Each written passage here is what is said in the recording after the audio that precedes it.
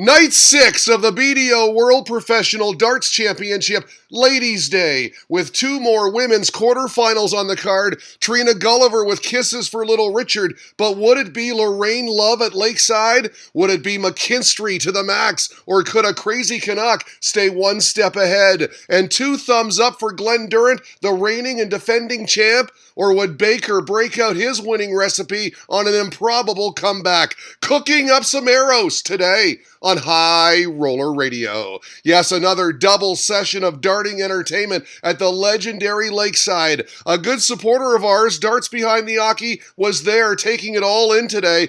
Cracking day at the BDO World Darts Championship, he tweeted. Leighton Bennett, a star in the making. Yes, it was a good session to be enjoying the arrows. The World Youth Final earlier today ended like this. The bullseye on the 121 checkout, and how about Boom Boom? That's his nickname. 13-year-old Leighton Bennett put on a show. He's got a huge stage presence. DUZZA on hand to present the trophy. How good is that? That was exciting. Leighton Bennett thrilled to become the youngest ever winner, reported at BDO Darts. Again, a lucky 13 years old. What a future. A mighty fine performance for Maria O'Brien, tweeted at Hockey Balboa 1. And yes, she got by Fallon Sherrick today with little issue. A big upset, but not to Tom Sports Journo. As I said on Inside the BDO, he tweeted, I really feel that Maria O'Brien can win Lakeside. A victory over Fallon this afternoon would be a huge step towards the title. And she got it. All smiles for the Golden Girl. 10-time winner at the Lakeside, survived that sudden death one-leg shootout against the Pole Karolina Podgorska. A little kiss for little Richard before the walk-on of her opponent, the former World Masters champ Lorraine Winstanley, a former guest of this show. As we get a nice view of the Lakeside stage, good start for Winstanley. A break in the first leg to settle her down. Gulliver got that back with a beautiful ton checkout. The sombreros applauded that effort, but she'd miss 5 darts at double the next leg, and Winstanley pounced. Top's good. Another break, and that spurred her on. She held next for the first set.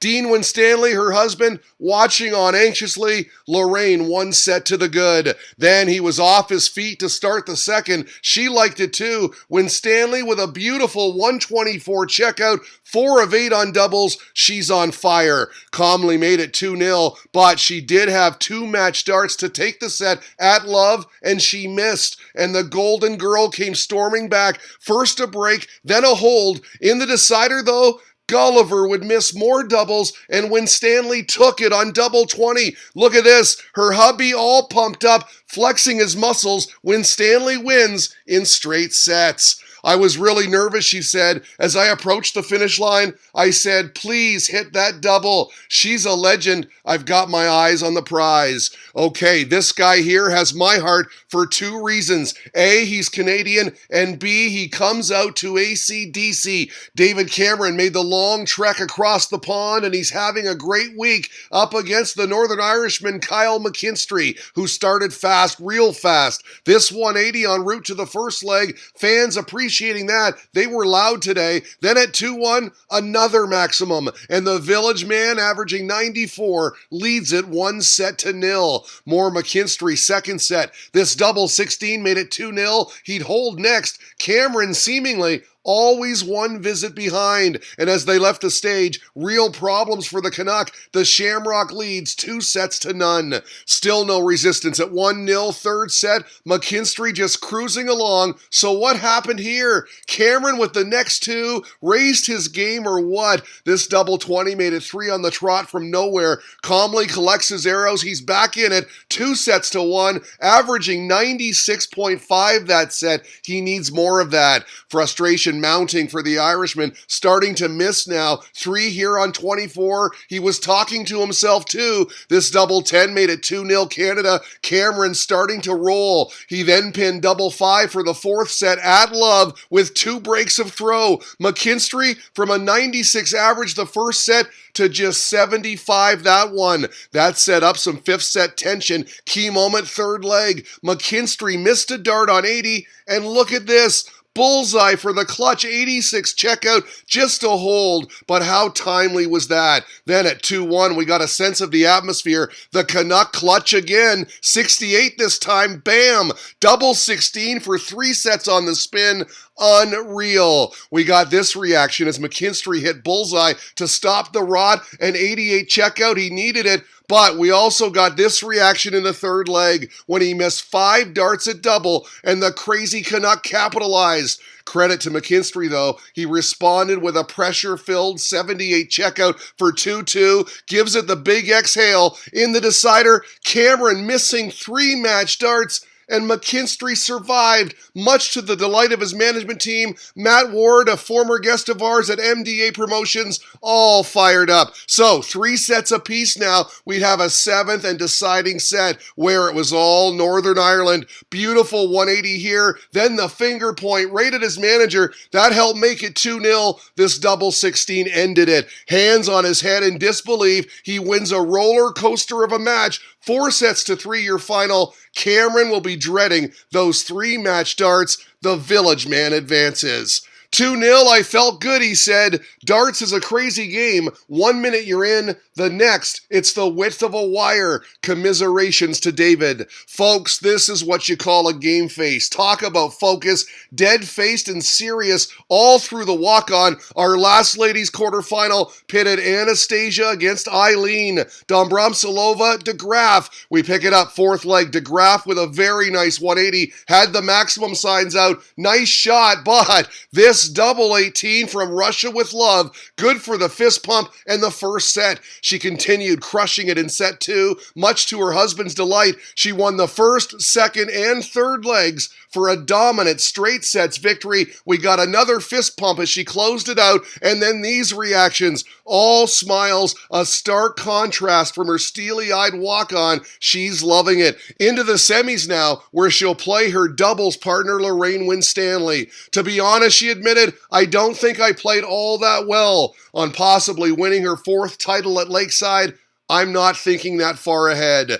2 thumbs up from Glenn Durrant as he was being introduced. Great walk-on as the mod watched on. Scott Baker, his opposition today. No wasting time either. DUZZA with a 180 and then this, a 96 checkout for an 11-darter in the very first leg. A break to say hello, Lakeside. That's tidy. He then held, and then at 2-1, he'd make no mistake with another maximum on his way to the first set.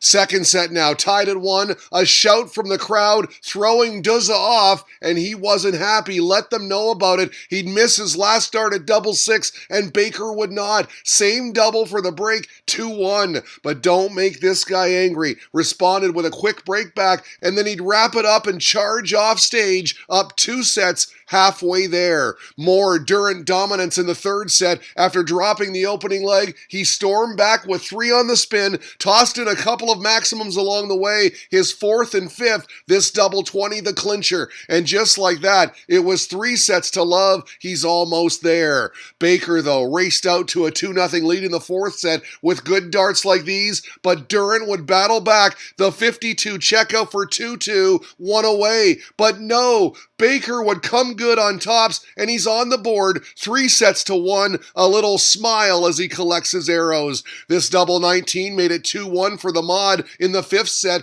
Durrant countering on 52 to force a 5th leg decider. And look at this, a smile. Why? Because he miscounted on the 81 checkout. He hit tops, but he needed the bullseye. Got away with it, though. DUZZA missing a match dart on the 114. Baker hit double 5, and wow, we'd have a 6th set, where the mod broke to start. Then second leg, the defending champ squandered 5 darts at double, and Baker had his group on their feet when he pinned tops for 2-0. But DUZZA would battle back. A 114 checkout, then this double 5, and it was 2-2. In the decider, absolute drama. The man in red missing a dart for the set on the 116, and Baker did this. Are you kidding me? The 140 checkout to save the day. Baker, the improbable comeback, tension rising. It's 3 sets apiece. Incredible. A big gulp for DUZZA. It's real hot up there now. But he is the back-to-back champ for a reason. He broke throw to start the 7th set, and then more issues with the crowd in the second leg. When he won that leg, he turned to the fan and said, "Have some of that." Heart of a champion right here too. A maximum at 2-1, and yes, he'd wrap it up from there for handshakes. Oh, that was close. I had a couple of issues, he said. Nothing to do with the crowd. The issue was myself. I acted like a bit of a Wally. Game of the tournament, I believe, tweeted the Irish darts fan. All credit to Scott Baker for a majestic fight back, but in the end, well done to the champ for finishing off the job. There you have it, a jolly Wally. DUZZA survives a real nail-biter, a thriller to end night 6 today on High Roller Radio.